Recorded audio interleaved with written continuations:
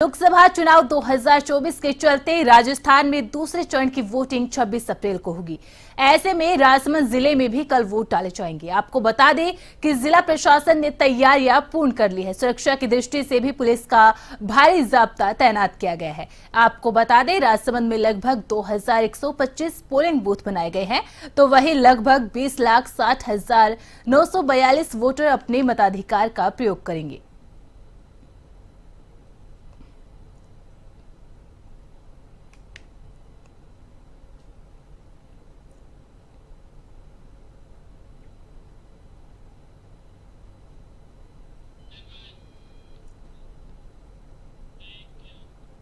टोंक के निवाई में चिकित्सा एवं स्वास्थ्य विभाग ने बड़ी कार्रवाई की है। खाद्य सुरक्षा अधिकारी सत्यनारायण गुर्जर के नेतृत्व में की गई ये कार्रवाई, इसके तहत नकली घी बनाने के आरोप में एक व्यक्ति को गिरफ्तार किया गया है।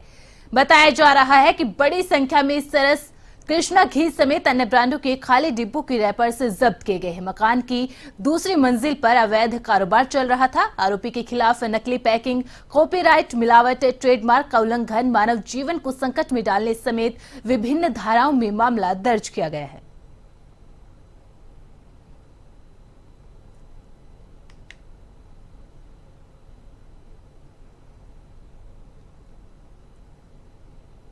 करने के उपरांत उनके खिलाफ कॉपीराइट ट्रेडमार्क एक्ट में मुकदमा दर्ज करवाया गया है। मुकदमा दर्ज कर पुलिस द्वारा आगे का अनुसंधान किया जा रहा है। हमारे द्वारा नमूना लेकर के जांच के लिए संबंधित प्रयोगशाला में भिजवाया गया है। जांच रिपोर्ट आने पर पुनः कार्रवाई। राज्य सरकार द्वारा मुखबिर योजना के अंतर्गत 51,000 और 5,000 का पारितोषिक रखा हुआ है। अगर कोई भी आमजन हमें इस तरह की कोई गतिविधि कर रहा है, मिलावट की कोई गतिविधि कर रहा है और उसकी हमें सूचना प्राप्त होती है, तो उस मुखबिर की सूचना के ऊपर हम जरूर उसमें सख्त से सख्त कार्रवाई करेंगे। जब्त करने के उपरांत उनके खिलाफ कॉपीराइट। टोंक सवाईमाधोपुर सीट से बीजेपी प्रत्याशी सुखबीर सिंह जोनापुरिया एक बार फिर सुर्खियों में है। जोनापुरिया का एक वीडियो बड़ी तेजी से वायरल हो रहा है, जिसमें वो वकीलों को 10 लाख रुपए की घोषणा कर रहे हैं, जिसमें वह खुलेआम आचार संहिता का उल्लंघन करते नजर आ रहे हैं।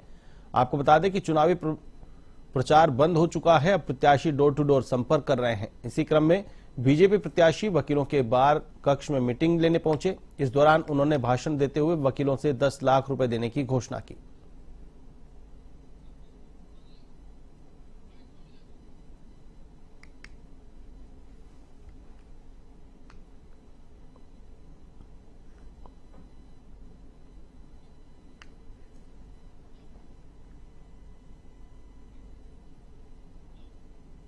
डूंगरपुर में किंग सेना राष्ट्रीय अध्यक्ष व संस्थापक गगन सिंह राव का जन्मदिन बड़े ही हर्षोल्लास के साथ मनाया गया। इस अवसर पर किंग सेना कार्यकर्ताओं ने गौ सेवा महासेवा का अभियान चलाया। इस अवसर पर कार्यकर्ताओं ने कहा कि हमें अपने जन्मदिन पर केक के बजाय गौ सेवा, पक्षियों को दाना, अनाथ लोगों की मदद करनी चाहिए। कार्यक्रम में आसपुर झल्लारा ब्लॉक अध्यक्ष हनुमान सिंह, टोंकवासा आसपुर सलुम्बर प्रभारी रविंद्र सिंह, नांदनी अहाड़ा एवं किंग सेना के सदस्य मौजूद थे।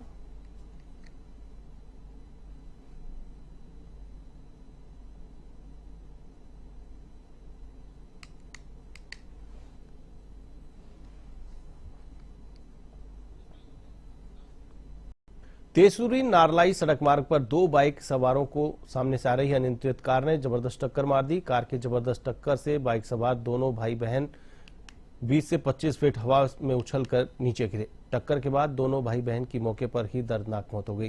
मृतकों की पहचान देसूरी उपखंड क्षेत्र के सांसरी गांव निवासी महेंद्र कुमार पुत्र ठाकराराम देवासी, तो वहीं भंवरी पुत्री ठाकराराम निवासी सांसरी थाना खिवाड़ा के रूप में की गई है।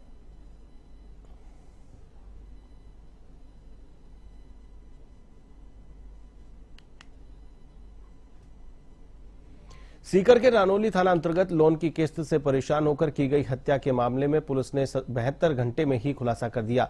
एसपी भुवन भूषण यादव ने बताया कि आरोपी नरेंद्र सेन ने करीब 10 लोन ले रखे थे, जिनमें से एक लोन मृतक जगदीश के नाम से लिया हुआ था। मृतक के लोन की किस्त नहीं चुकाने से परेशान होकर जगदीश को शराब पिलाई और अपनी अल्टो गाड़ी में सुनसान जगह पर ले जाकर भारी पत्थर से उसकी हत्या कर दी। शव नदी के किनारे फेंक दिया। मृतक की पत्नी विमलेश ने 27 मार्च को रानौली थाने में अपने पति जगदीश की गुमशुदगी की रिपोर्ट दर्ज कराई थी, जिसके बाद 20 अप्रैल को रानोली थाना इलाके में नदी किनारे पुलिस ने एक व्यक्ति के शव को बरामद किया, जिसकी शिनाख्त जगदीश के रूप में की गई। पुलिस ने ब्लाइंड मर्डर का खुलासा कर दिया।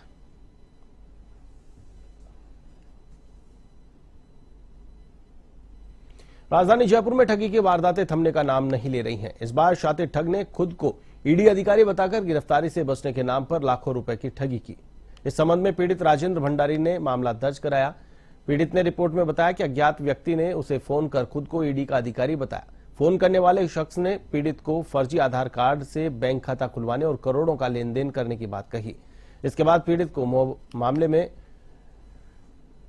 गिरफ्तार करने का डर दिखाकर बचने के लिए 5,92,000 रुपए की मांग की। ईडी की गिरफ्तारी से बचने के लिए डरे से में पीड़ित ने फोन करने वाले शख्स को बताए गए खाते में 5 लाख रुपए ट्रांसफर कर दिए। इस घटना के बारे में अन्य लोगों से चर्चा करने पर उसे ठगी का एहसास हुआ। इसके बाद थाने में मामला दर्ज कराया गया।